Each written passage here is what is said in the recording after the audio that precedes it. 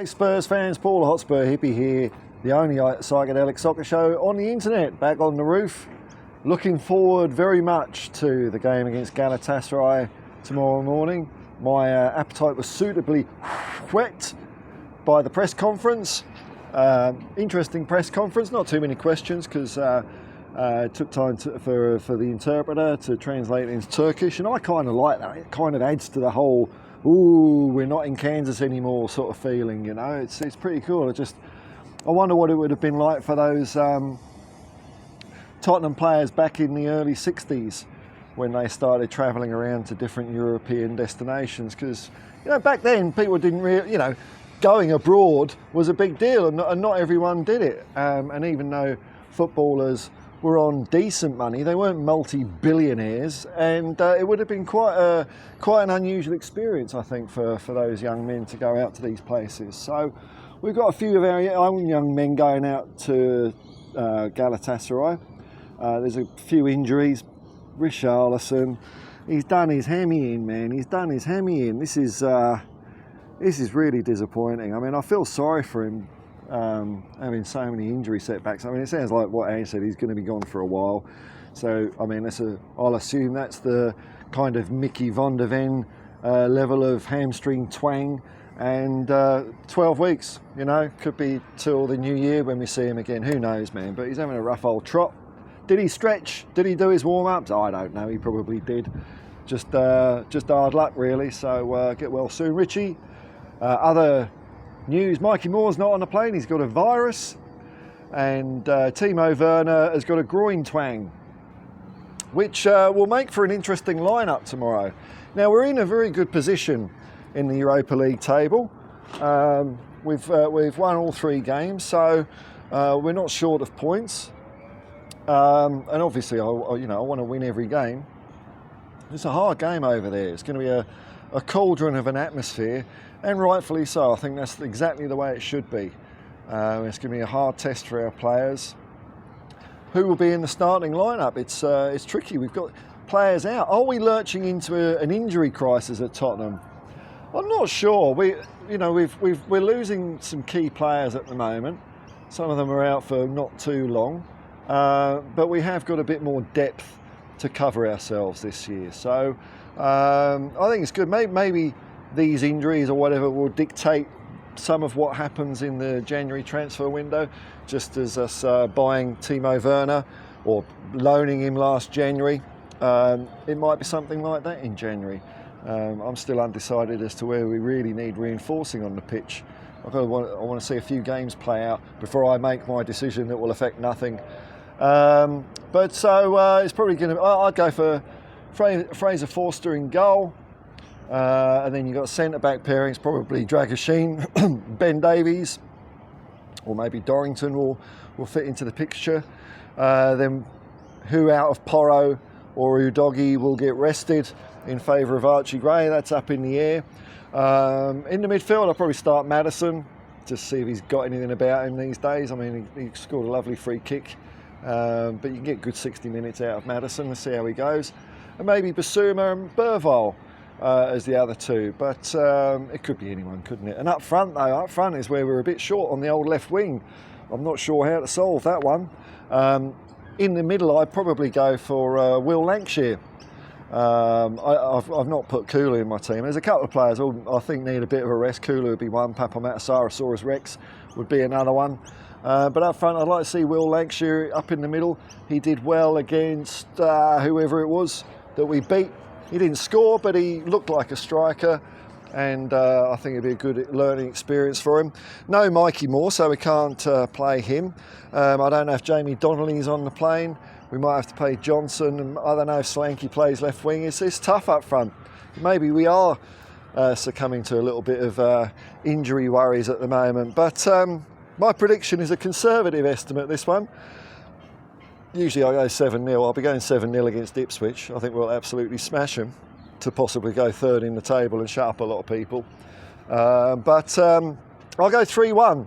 3-1, and the reason I say 3-1 is because Galatasaray are the leading team in Europe at set pieces, so I reckon we'll concede a goal off a corner and everyone will run around like their heads on fire. But they are the best. In fact, they've got a very strong record at the moment, Galatasaray. Unbeaten here, unbeaten there. They're no shabby side, so we can't take it for granted. I won't, look, if it doesn't go our way, I'm not going to be super uber disappointed like I usually am after a game, because we are in a very good position in the Europa League table. But, you know, winning at Galatasaray, that would be very character forming for a lot of them to come through what I'm sure is going to be a fairly tough physical battle.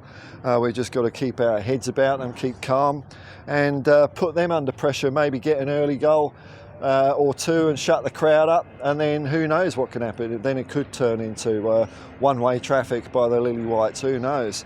But other teams in Europe, it's interesting, and I noticed this at the beginning of last season in that 10-game run. We were beating teams so badly and punishing them so much they would go on to lose their next 1 or 2 games as well. And lo and behold, Manchester City have lost 3 on the bounce now, starting with us, of course. And Aston Villa lost against Club last night as well. So their 100% record in the Champions League goes by the wayside. But they're in a good position. But I think they'll probably lose again on the weekend, because having watched the game a couple of times, I can see why they're absolutely buggered. And I think the players, when they play us, I think they lose a bit of confidence. I'm going to draw some long bows and make some shit up here. I think they lose a lot of confidence because they can see their manager on the sideline waving and giving instructions and micromanaging and all that old bubba. And they're looking over at our gaffer, who's just nice and calm, but somehow our players can play football without being instructed and driven around like little big tracks on a big pitch. So I think it would get into players' heads. That's what I like to think anyway, that how come they can play so well when they're not being shouted at all the time? Whereas I touch the ball and I've got, 5 decibel Blair horn going off in my ear telling me what to do. So the kickoff tomorrow morning is at 4:45 a.m. in Sydney. I will be doing a watch along, and hopefully I'll remember to hit the go live button, because yesterday I did a live stream and it's 46 minutes in before I realised I hadn't hit the start button. But I kept going, even though I could see no one was watching. I kept going. What a pro, eh? So hopefully I'll remember to hit the start button tomorrow morning, and I'd imagine I'll be going live around about 4:15 a.m, which is 5:15 p.m. in the UK, and other random times around the planet Earth. Was there anything else? Oh, a weird old question in Ange's press conference. Some journalist said, because of what happened with Donald Trump, you think football's a good distraction? I mean, what? As if anyone is going to jump into that one. Well, but the truth is, football is a distraction, not just for whether your side or not won or lost or that. It's a distraction for many people to just brighten up their lives a little bit. And Ange wasn't having any anyway. That's pretty much what Ange said anyway. It's just, I just thought it was an astonishing question that has got no place in a Europa League conference. And, at the end of the day, what does football managers' opinion on something like geopolitical stuff have any bearing on anything? It doesn't at all. It's ridiculous. I think the journalist just had the shits because his side lost. And, I prefer to channel my tribal energy into football, because I learned a long time ago that don't matter who wins, the destination's the same for capitalism and Western society. It's just how quick you get there. So to me, it really doesn't matter at all who wins and who loses. I just like to share passion and pretend vehemence by supporting a football team. I think it's a really nice, harmless way of venting that side of us out. We all like to belong to something from time to time, and what better to belong to a bunch of strangers than supporting Tottenham Hotspur, by far the greatest team the galaxy has ever seen. And we will see how the boys get on tomorrow morning. And it's very hard to pick the lineup. I've had a go at it, and I think there might be 1 or 2 surprises in there, but I think players are going to get rested because we've got a golden ticket game coming up against Ipswich on the weekend, but more about that nearer the time.